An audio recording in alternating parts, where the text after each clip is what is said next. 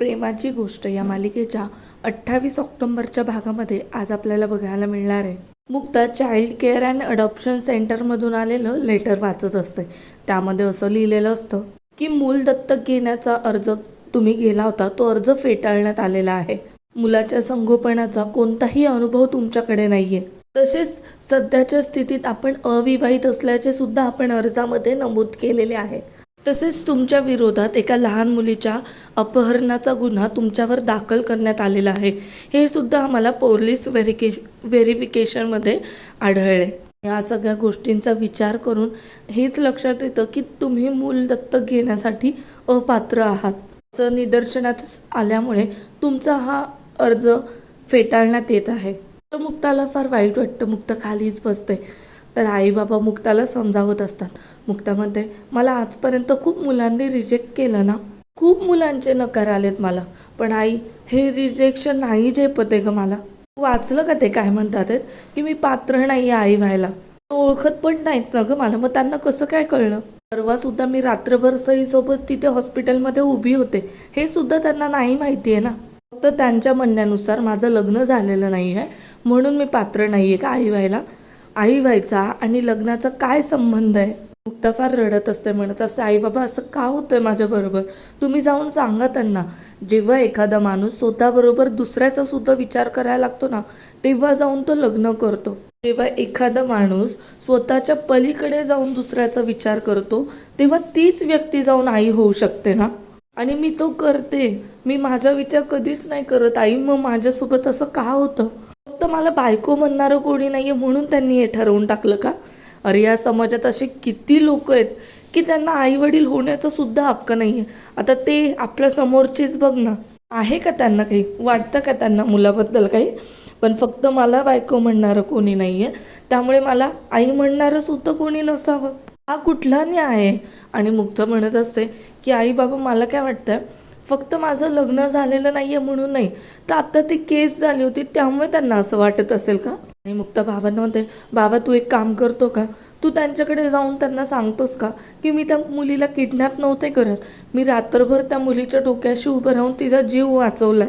जाऊन सांग ना त्यांना. आणि त्या पोलिसांची केस सुद्धा खोटीच सिद्ध झाली होती ना. तर बाबा हो म्हणतात. मुक्ता फार रडत असं म्हणत असते, कोणीतरी सांगा मला, माझ्यासोबत मग का असं करतं, प्लीज मला आई होऊ द्यात रे. मुक्ता रडतच तिच्या रूममध्ये जाऊन बसते.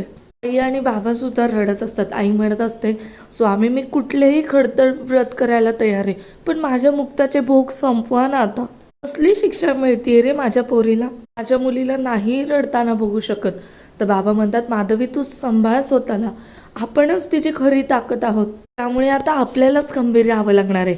आई म्हणते, पुरू तू बोलतोस का तिच्याशी. बाबा म्हणतात, हो मी बोलतो, पण थोडा वेळ जाऊ द्या, आता तीच खूप डिस्टर्ब आहे.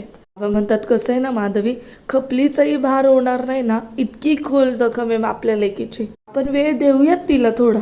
तर इकडे मुक्ता किचनमध्ये काम करत असते, पण तिच्या डोक्यामध्ये सगळा तो अर्जाचाच विचार आणि सईची पोलीस केस झालेली असते त्या सगळ्या गोष्टींचा विचार चालू असतो. तितक्यात बाबा तिथे येतात. बाबा मुक्ताला म्हणतात, हे बघ मुक्ते, आयुष्यामध्ये चढ उतार येतच असतात, पण तू धीर नको सोडूस, होईल सगळं नीट. मुक्ता म्हणते, होईल ना, हे काय एका पाठोपाठ एक साखरपुडे मोडतात आहेत माझे, आणि आता काय किडनॅपर म्हटलं जात आहे मला. माझ्या चांगुलपणाची शिक्षा माझ्या आईवडिलांना भोगावी लागते, त्यांना तुरुंगात जावं लागलं. हे तर होऊच शकत नाही. मी आता मूल दत्तक घेण्याची मुभाही काढून घेतली आहे माझ्याकडनं. तिच्यावर मी इतका जीव लावला, ती माझ्यापासून दूर गेली आणि नको ती माणसं इथे मला खायला बसली आहेत. पण होईल, सगळं नीट होईल, फक्त सगळं नीट होईल एवढंच म्हणत राहायचं ना. बाबा खरं सांगू का, माझा ना या सगळ्या वाक्यांवरचा ना विश्वासच उडत चाललाय. तर बाबा तिथे एक कुंडी घेऊन आलेले असतात आणि मुक्ताला म्हणतात, मुक्ते हे बघ ना माझं झाड गेलं का आज, म्हणजे इतके दिवस मी त्याला रोज पाणी घालत होतो, छान काळजी घेत होतो, त्याला ऊन सावली सगळं मिळत होतं, तरी सुद्धा गेलं. आता हे उपटून टाकायचं आणि मग दुसरं. तर मुक्ता म्हणते, बाबा थांब, अरे असं काय करतो, हे बघ ना त्याचा थोडासा हिरवटपणा अजून जिवंत आहे. मला मान्य आहे की थोडं जास्त सुकून गेलंय, पण धीर धरायला हवा ना, त्याला नवी पालवी सुद्धा फुटायला लागली. तर बाबा मुक्ताकडे बघून म्हणतात, हो नवी पालवी फुटायलाच हवी, कारण हे झाड सुद्धा सुकलेलं नाहीये, फक्त सुकलंय, मेलेलं नाहीये. म्हणजे जरा जास्त सुकलंय पण तग धरेल, छान पालवी सुद्धा फुटेल आणि छान बहरेल सुद्धा. बाबांना काय सांगायचंय मुक्ताच्या लक्षात येतं. तर इकडे सागर त्याच्या घरी विचार करत बसलेला असतो. त्याला कोर्टाने 12 दिवसाची मुदत दिलेली असते हे आठवत असतं. सागरला आठवत असतं की सावनी सोडून गेल्यानंतर सागर छोट्याशा बाळाला म्हणजे सईला घेऊन हर्षवर्धनकडे जातो आणि मग तो, का केलंस तू असं? माझा किती विश्वास होता तुझ्यावर. तू सांगेल तिथे जात होतो, तू सांगेल ते करत होतो. माझ्या पायाखालची जमीन. हर्षवर्धन म्हणतो, तू तू विसरतोयस का अजून की अजून सुद्धा मी तुझा बॉस आहे? आणि या टोनमध्ये बोलायचं नाही हा माझ्याशी, नाहीतर तुझा उरलेला पगार सुद्धा देणार नाही. सागर म्हणतो, थुकतो तुझ्या पगारावर आणि तुझ्या नोकरीवर. बरबाद करायला सुद्धा तुला मीच मिळालो होतो का? का तोडलंस तू माझं घर? हर्षवर्धन म्हणतो, सागर आवाज खाली हा. तुझं घर ना हे आधीच तुटलं होतं आणि तू इतका मूर्ख आहेस ना की माझं आणि तुझ्या बायकोचं अफेअर सुरू आहे ना हे सुद्धा तुला कळलं नाही. सागर म्हणतो, माझी बायको ती माझं सर्वस्व होतं. हर्षवर्धन म्हणतो, अरे पण तिचं सर्वस्व पैसा होता ना, त्याचं काय? महागडी स्वप्न आहेत तिची आणि तुझ्या या 25,000 पगाराच्या नोकरीवर ना तिची टीचभर सुद्धा स्वप्न पूर्ण झाली नसती. इट्स ओके ना यार, मान्य कर तू की तू मिडल क्लास होतास आहेस आणि आयुष्यभर राहशील.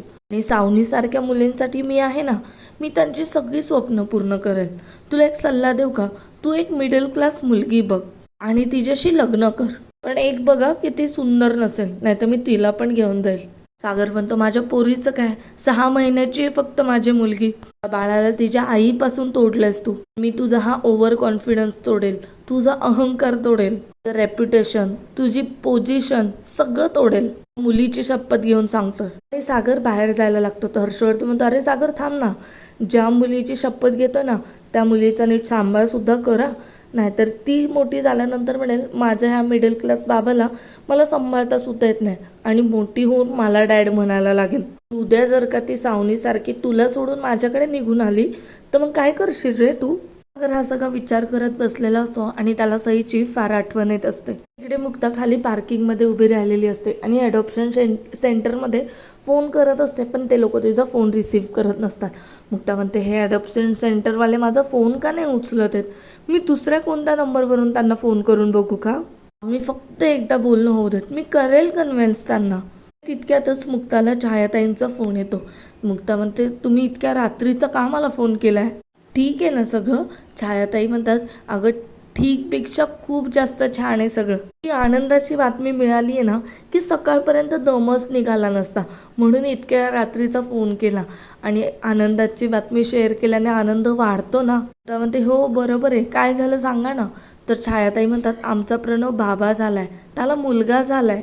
बाळ आणि बाळंतीण एकदम सुखरूप आहेत. आत्ताच त्यांचा फोन येऊन गेला की नाही आनंदाची बातमी, म्हणूनच म्हणलं अगोदर तुलाच सांगावं, बाकीच्यांना काय नंतर सांगता येईल. तर हे ऐकून मुक्ताला हा अजूनच त्रास व्हायला लागतो आणि मुक्ताला प्रणवचं आणि तिचं साखरपुडा मोडलेलं सुद्धा सगळं आठवत असतं. छायाताई म्हणतात, मुक्ता अगं तू ऐकतीयस ना? मुक्ता म्हणते, हो कॉंग्रॅच्युलेशन्स. छायाताई मुक्ताला प्रणव आणि त्याच्या बाळाबद्दल खूप काही सांगत असते. तर मुक्ताला त्रास होतो म्हणून मुक्ता फोन ठेवून देते. मुक्ता रडतच म्हणत असते, कॉंग्रॅच्युलेशन्स प्रणव, जे आपण दोघांनी मिळून ठरवलं होतं ना ते तुला एकट्याला तरी मिळालं. तर इकडे मुक्ताचे बाबा आणि सागरचे बाबा दोघे सुद्धा घराच्या बाहेर येतात. तर सागरचे बाबा मुक्ताच्या बाबांना विचारतात की गोखले साहेब सगळं ठीक आहे ना? मुक्ताचे बाबा म्हणतात, ठीकच म्हणायचं, आता आमची ही जरा टेन्शनमध्ये आहे. आणि मुक्ताचे बाबा सांगू लागतात की ॲक्च्युली आमच्या मुक्ताने चाइल्ड ॲडॉप्शनसाठी फॉर्म भरला होता, सगळे फॉर्मॅलिटीजसुद्धा पूर्ण झाले होते, पण त्यांनी अचानकच तो फॉर्म रिजेक्ट केला. सागरचे बाबा म्हणतात, असं अचानकच काम? तर मुक्ताचे बाबा म्हणतात की त्यांचं असं म्हणणं आहे की तिचं अजून लग्न झालेलं नाही आहे आणि तिच्यावरती तुमच्या सईच्या किडनॅपिंगची केससुद्धा आहे आणि लेक दुःखात आहे, त्यामुळे आई काळजीत. तर सागरचे बाबा म्हणतात, आमच्याकडे सुद्धा हीच अवस्था आहे. सईला तिची आई गेल्यापासून ना इंद्राला सुद्धा काहीही सुचत नाहीये. या वयात त्या लहान पोरीसाठी लवकर उठायचं, तिला खायला प्यायला द्यायचं, तिच्या संग खेळायचं, तिला रात्री गोष्ट सांगत सांगत तिला झोपवायचं, हे एवढं सगळं करून सुद्धा तिची नात तिच्यापासून लांब गेल्यामुळे ना ती सुद्धा फार त्रासात आहे. इंद्राने फार सहन केलंय. मुक्ताचे बाबा म्हणतात, बापू मी समजू शकतो, पण ह्यामध्ये ना काळ हेच सगळ्यावरचं उपाय आहे. थोडासा वेळ जाऊ द्यात, मग होईल सगळं व्यवस्थित. सागरचे बाबा म्हणतात हो, तुम्ही सुद्धा थोडा वेळ द्या, होईल सगळं व्यवस्थित. तर इकडे मुक्ता रडत बसलेली असते, तर तिला चाइल्ड केअर अँड अडॉप्शन सेंटरमधून फोन येतो. मुक्ता फोन उचलते, तर ते म्हणत असतात की तुमचे खूप मिस कॉल दिसले म्हणून फोन केला. मुक्ता म्हणते हो, मला तुम्हाला हेच विचारायचं होतं की तुम्ही माझ्यासोबत असे का वागलात. एक शिकलेली डॉक्टर आहे, शिकलेली व्यक्ती आहे, मला माझ्या जबाबदाऱ्यांची जाणीवसुद्धा आहे. ऐका ना, मी माझ्या आईवडिलांसोबत राहते आणि त्यांना या अडॉप्शनबद्दल सगळं माहिती आहे आणि त्यांची संमतीसुद्धा आहे यावर. आणि आज जर ते बाळ आमच्या घरी आलं तर त्याला फक्त आईचंच नाही तर आजी आजोबांचं सुद्धा प्रेम मिळेल. पण तुम्ही ते रिजेक्ट केलं का? तर मी सिंगल आहे म्हणून. तर सागर पाठीमागे येऊन मुक्ताचं सगळं बोलणं ऐकत असतो. पण मी सिंगल आहे म्हणून मी आई होऊ शकत नाही, हे कसं काय ठरवलं तुम्ही? मला बाळ होऊ शकत नाही पण आई तर होऊच शकते ना मी. मुक्ता म्हणते हे एवढंच कारण होतं की आणखीन काही? अहो, आणि ते लोक म्हणतात की पोलीस कंप्लेंट. मुक्ता म्हणते अहो, ती पोलीस कंप्लेंट नव्हती, तो फक्त एक गैरसमज होता ना, ते तसं चुकून वाटलं होतं. नंतर त्यांना कळलं, त्यांनी कंप्लेंट मागे सुद्धा घेतली होती. तुम्ही असं कसं काय वागू शकता? म्हणजे कुठलीही शहानिशा न करता तुम्ही माझं ॲप्लिकेशन रिजेक्ट कसं काय करू शकता? तुम्ही प्लीज ऐकून घ्या ना, तुम्हाला माहिती नाही आहे मी या कॉलची किती वाट बघितली आहे. एवढी की मी माझ्या डॉक्टरच्या रिझल्टची पण इतकी वाट नव्हती पाहिली ना, तेवढी मी तुमच्या फोनची वाट पाहिली होती. तुमच्यासाठी तो फक्त एक कागदाचा तुकडा होता, पण माझ्यासाठी माझं आयुष्य होतं. आणि तुम्हाला नाही समजत आहे ते. तुम्हाला जर हे समजलं असतं ना, तर तुम्ही मला अशी कारणं देऊन माझं ॲप्लिकेशन असं रिजेक्ट नसतं केलंच. मुक्ता खूप रडत असताना म्हणत असते ऐका ना, मी पुन्हा ॲप्लिकेशन करते, मी पुन्हा सगळे कायदे वगैरे सगळं व्यवस्थित करते. पण तुम्ही माझ्यासाठी एक गोष्ट कराल का? पण तुम्ही फक्त एकदा माझ्या वतीने बोलाल का? तुम्ही मला म्हणाले होते ना की मी तुम्हाला प्रामाणिक जबाबदार वाटले होते, मग तुम्ही फक्त एकदा माझ्या वतीने बोला ना. मला फक्त एक संधी द्या ना, मला फक्त बाळ हवंय. तर ते लोक तिकडून फोन कट करून टाकतात. तर इकडे मुक्ता फार रडत असते. तर सागर मुक्ताच्या जवळ येतो आणि म्हणतो खूप त्रास होतोय ना तुम्हाला, घुसमट होतीये तुमची. कळलं असेल ना तुम्हाला की आपण आपल्या मुलापासून लांब गेल्यावर किती त्रास होतो ते. आणि तसंही त्यांनी तुम्हाला मूल दिलं नाही ना, हे बरंच झालं, कारण तुम्ही आई होणं डिझर्वच करत नाही. आणि तिथेच आजचा भाग संपतो.